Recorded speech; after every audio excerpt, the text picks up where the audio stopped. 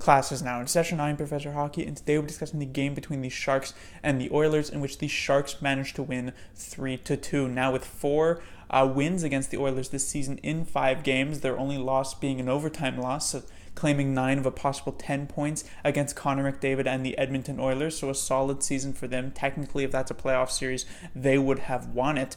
And the Sharks moved themselves up now, I believe, to 99 points on the year, so technically, with their final game on Saturday, they'll have the possibility of eclipsing 100 points.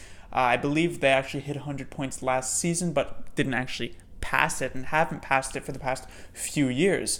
So this first period started off very similar to the first period against the Vancouver Canucks, honestly enough. It was the usual early goal for the other team as Leon Draisaitl shorthanded, funnily enough, on a misplay by Timo Meier, who was also at fault for that first game, for that first goal against the Canucks in the previous game. After that, the Sharks in the first period took over. They got goals from Marcus Sorensen and Brent Burns. And going into the second period, I didn't really make the same mistake thinking that the Sharks would shut it down, because the Sharks have proven to me in the past few games that they can't seem to do that. But they did a slightly better job in that regard this game. While Draisaitl did get the goal to make it tied at 2 in the second period, it was Gustav Nyquist on the tip from Brent Burns, who, by the way, hit 81 points in this game with his goal and an assist. And so the Sharks ended up taking a 3-2 lead into the third period, and they managed to do what they haven't done in the past few games, which is hold a third period lead, and it wasn't as pretty as it has been in the past. The Sharks didn't really bring it to the Oilers. They weren't constantly pushing. It was a bit more of a turtle third period, but it did end up working out. The Sharks did not allow the Oilers to get on the board. Aaron Dell was pretty solid in that third period, and the Sharks get the win 3-2 as they go into their final game of the regular season. So the first thing to talk about would be Aaron Dell. As I said, he was solid in the third period, and he was pretty solid all around, and that's sort of been a trend here for Aaron Dell against the Oilers this season. I said the Sharks played 5 games against the Oilers. Aaron Dell has started 3 of those games, oddly enough, so he's played more games against this technically division rival than Martin Jones has. And Aaron Dell in all 3 of those games has had an above 900 save percentage, and you'll be saying, well, that's not super impressive. Well, for first of all, Sharks goalies, that is impressive. And second of all, Aaron Dell has not had an above 900 save percentage in a game that he has started since about mid to late November, if you take out those games against the Oilers. And so it seems as though he has nobody else's number except the Edmonton Oilers, and it worked out here tonight. Didn't have much of a chance on the Draisaitl breakaway. Didn't have too much of a chance on the Draisaitl second goal. He was basically given all the time in the world. So in general, a pretty decent game from Aaron Dell, and this is probably the last time we see him starting a game this season, and potentially even the last time we see him starting a game for the Sharks. He is on contract for the next year, but I wonder if the Sharks are going to try and replace him with somebody else, or if they will give him another chance. We'll possibly see him again in the nets for the Sharks this season, just not starting the game. If ever Jones does get pulled, which could potentially happen in the playoffs. It has happened before. Obviously, it happened against the Golden Knights, I believe, just last year.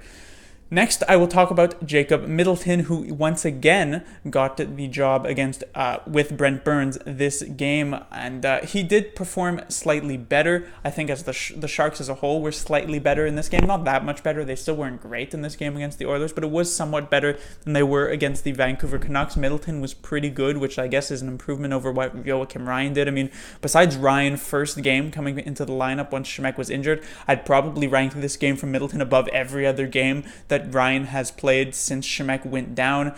And so it'll be very interesting to see what DeBoer decides to do for that final game of the regular season against the Avalanche on Saturday, because while the Sharks might decide to rest some of the more veteran players, I think that final game going into the playoffs will be very important in judging what the lineup will be for that first game against the Golden Knights when it comes to these fringe players. So for instance, in this game, Michael Haley playing in favor of Jonas Donskoy. In this game, Middleton playing in favor of Joakim Ryan. So going into that game against the Avalanche, if Middleton is in the lineup, if Haley is in the lineup again, I could very well see both of those players starting game 1 against the Vegas Golden Knights. And it's not the worst thing in the world for Middleton to be, obviously DeBoer doesn't have trust in either of these two defensemen. We saw that with Middleton not being able to be on the ice for the last few minutes as the Sharks were holding a 1-goal lead. But with Erik Karlsson coming back, hopefully at least close to healthy for that first game of the playoffs, Karlsson, Burns, both defensemen who can play easily over 25 minutes. Vlasic and Braun are no strangers to playing over 20 minutes. Brendan Dillon has been pretty solid all year. We have seen playoff teams in the past really ride their top defenders. I mean, for the Chicago Blackhawks, when they were winning, Duncan Keith could sometimes get 30 minutes a game in a game that just remained in regulation and didn't even go to overtime. So it's not unheard of that the Sharks might just give Middleton like 8 to 9 minutes a night to give a bit of a break to some of the other defensemen and just go with 5. Or, of course, the possibility does still exist that Karlsson kicks Middleton out of the lineup and we get Tim Heed remaining, although I do think that might be somewhat unlikely. So it'll be interesting to see who does get that start, because I do think if Ryan comes into the lineup on Saturday, he will be there for Game 1 against the Golden Knights, which might not be the best thing. On to Joe Thornton, who had a beautiful pass on the Marcus Sorensen goal from his usual spot behind the net. He also passed Steve Yzerman, which is a name known by many hockey fans, basically every hockey fan, for 8th place all-time in assists. So Joe Thornton continued to climb that list. He'll have one more game in the regular season. I very much doubt Thornton would even allow DeBoer to bench him in that final game for rest. Thornton does not roll that way.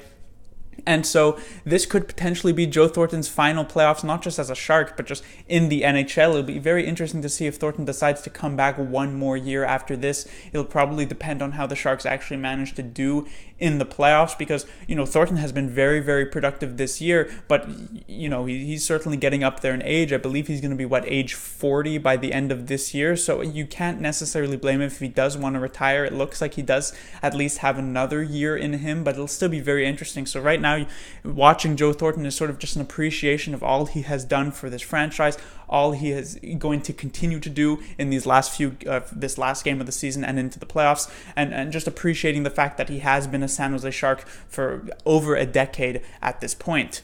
On to the final thing of the game. Timo Meier went down with some sort of injury, as he wasn't actually knocked down. It looked like he fell over and then Nurse crashed into him, also fell on top of him. He ended up going to the dressing room, but he skated off on his own power. Honestly, I don't think this is that bad of an injury, or at least it didn't look that bad. I would say just the fact that the Sharks have basically nothing riding on this game. This game was almost completely meaningless for both the Sharks and the Oilers, since the Sharks are locked into second and the Oilers are not making the playoffs, that I feel like it was just a very precautionary measure to not get Meier back into the lineup, because, again, there was zero reason to do so. And so I do think Meier should very much be fine. Maybe you sit him in that final game on Saturday just, in case. But he definitely should be back for the first game against the Golden Knights. But that will do it for this review. The Sharks will be back in action one final time this regular season against the Colorado Avalanche on Saturday, a team the Sharks have beaten twice this season. And the Colorado Avalanche actually won't be fighting for too much in that game, because of the fact that they clinched a playoff spot here tonight, with the fact that they did earn a point. I don't actually know if that game has concluded at the time of this review, but they did record at least a point, as that game did go into overtime, so they are unable to be passed by the Coyotes. They will come at the very least 8th place. Definitely a wild card team. See if they'll pass the Dallas Stars if they can beat the Sharks, so they would avoid the Avalanche in favor of whoever wins the Central Division. So there is still something to play for, but it's certainly not as intense as just making the playoffs or not. So the Sharks will have sort of their hands full, I guess you could say, especially since the Avalanche have been one of the hotter teams in the league in just the past 10 games compared to the Sharks, who have been probably one of the coldest teams in the league in the past 10 games. So again, interesting to see where the DeBoer stands on some of these more fringe players like Middleton, like Ryan, or like Haley and like Donskoy. And I don't know about anybody else, but I'm certainly ready for the playoffs to start. Class dismissed.